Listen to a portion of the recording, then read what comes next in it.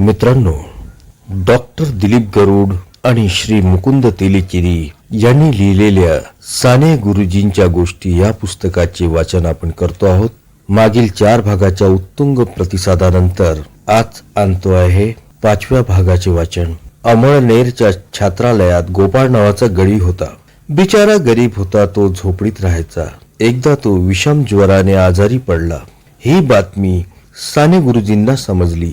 जेवण आटोपताच ते गोपाळच्या झोपडीत गेले. त्याची ती दयनीय अवस्था पाहून गुरुजींना गहिवरून आले. मग गुरुजींनी त्याला स्वतःच्या खोलीत आणले. मऊ स्वच्छ बिछाना अंथरला. गुरुजी गोपाळची शुश्रूषा करू लागले. गुरुजींनी गावातील डॉक्टर म्हस्करांना बोलावले. डॉक्टर म्हस्कर हे राष्ट्रीय वृत्तीचे ग्रस्त होते. ते सामान्यांचे डॉक्टर होते. अडल्या नडल्यांचे डॉक्टर होते. त्यांची औषधे गोपाळला सुरू झाली. मग मुलेही गुरुजीला मदतीला धावली. कुणी फळे आणून देत तर कुणी औषध आणून देत असे. गुरुजी गोपाळचे पाय चेपायचे. रात्र रात्र त्याच्या उशाशी बसून राहायचे. हा शाळेचा साधा गडी माणूस असा विचार त्यांच्या मनाला शिवला नाही. तो चतुर्थ श्रेणी कर्मचारी म्हणून गुरुजींनी त्याला तुच्छ लेखले नाही. उलट गुरुजी त्याची सर्वतोपरी सेवा करायचे. गोपाळला 21 दिवसाचा ताप भरला. सर्वांनी सर्व प्रकारची काळजी घेतली, पण उपयोग झाला नाही. 21व्या दिवशी गोपाळ हे जग सोडून निघून गेला. गुरुजींना अतीव दुःख झाले. त्यांनीही त्यांच्या परीने गोपाळची सेवा केली होती. गोपाळ एकटा होता, निराधार होता. मग गुरुजी पुढे सरसावले. अंत्यविधीच्या तयारीला लागले. शाळेतील शिक्षकांनी गोपाळला खांदा दिला. गुरुजींनी पुढे होऊन मडके धरले. गुरुजींनीच त्याला अग्नी दिला. गोपाळ अनंतात विलीन झाला.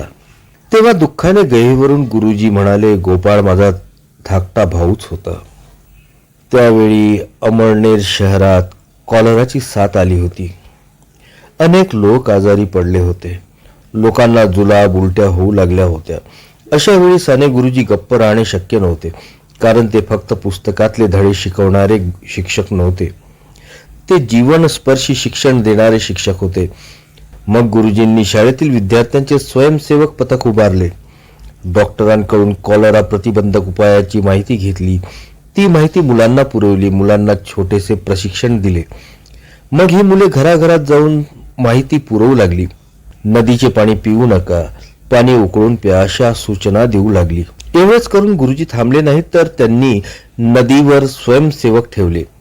महिला नदीचे पाणी न्यायला आल्या तर ही मुले त्यांना मार्गदर्शन करीत, माहिती पुरवत, शंकांचे निरसन करत. गुरुजींच्या या कामाने गावकरी खुश झाले. पुढे कॉलराची साथ गेली.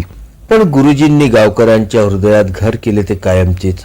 असे होते सेवाभावी वृत्तीचे साने गुरुजी. साने गुरुजींनीच 1945 मध्ये स्वतःबद्दल लिहून ठेवले. ते म्हणतात, मी जीवनाचा एक नम्र उपासक आहे.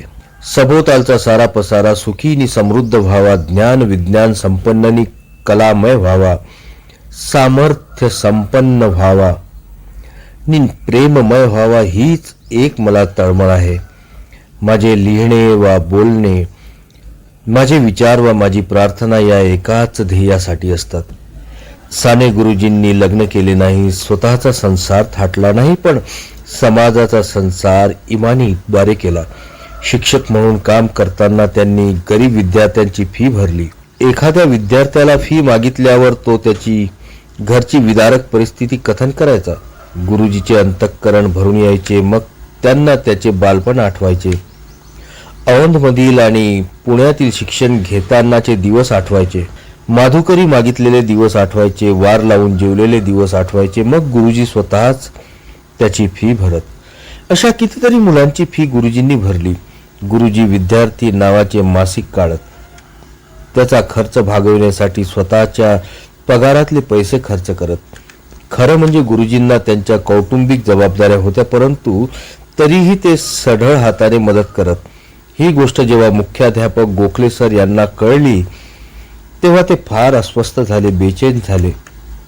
त्यांनी छात्रालयात जाऊन जमा खर्च पाहिला तर गुरुजींच्या भोजन खाती अनेक खाडे आढळून आले. मग गोखले सरांच्या लक्षात आले की गुरुजी उपाशी राहून जेवणाचे पैसे वाचवतात आणि त्यातून विद्यार्थ्यांची फी भरतात. त्यातच आणखी एक प्रसंग घडला. गोखले सर संध्याकाळी कुठे बाहेर चालले होते. तेवढ्यात फाटकात 2 माजी विद्यार्थी भेटले. ते पुण्यात शिकत होते. गुरुजींना भेटण्यासाठी ते छात्रालयात चालले होते. गोखले सरांनी त्यांची चौकशी केली. कसे काय चालले म्हणून विचारले. तुमचे खर्चाचे कसे भागते हेही विचारले. तेव्हा ती 2 मुले सहज बोलून गेली की गुरुजी आम्हाला दरमहा 10 रुपये शिक्षणासाठी पाठवतात. हे उद्गार ऐकताच गोखले सरांची खात्रीच पटली की गुरुजी पोटाला चिमटा घेऊन इतरांना आर्थिक मदत करतात. स्वतः उपाशी राहून हे पुण्य कर्म करतात. गोखले सरांनी मनोमन गुरुजींच्या या सत्कृत्याला हात जोडले. मनात म्हणाले असतील, गुरुजी धन्य तुमची ऐसी कळवळ्याची जाती करी लाभाविण प्रीती. साने गुरुजी छात्रालयातील एका खोलीत राहत. तेथे जेवत. मुलांना जे जेवण असे तेच गुरुजी घेत.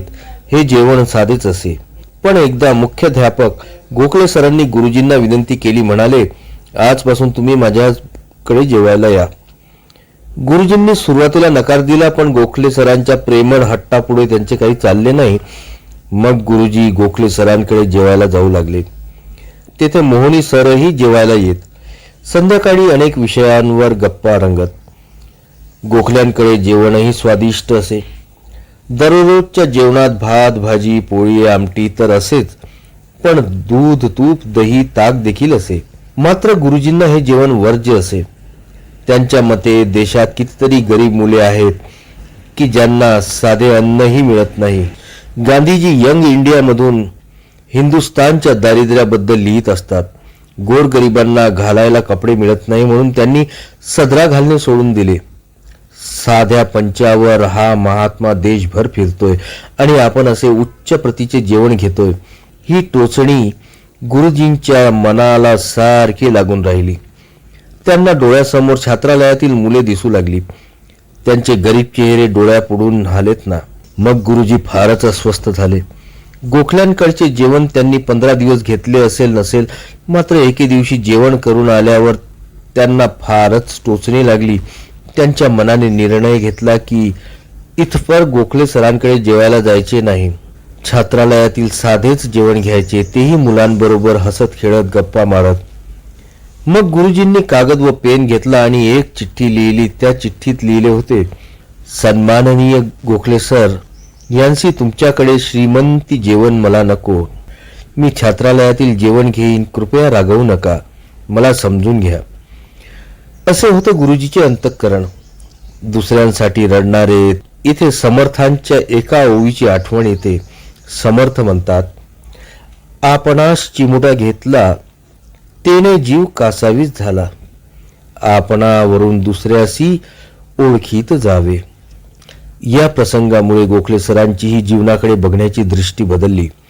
खरं सांगायचं तर गुरुजींनीच गोखले सरांना जीवनाची दृष्टी दिली. तर मित्रांनो, आजचे वाचन आपण इथेच थांबवूया. भेटूया पुढील भागात. आपणास जर माझी वाचनशैली, माझा हा उपक्रम आवडला असेल तर कृपया चॅनलला लाईक करा, सबस्क्राईब करा आणि शेअर करायला विसरू नका. धन्यवाद.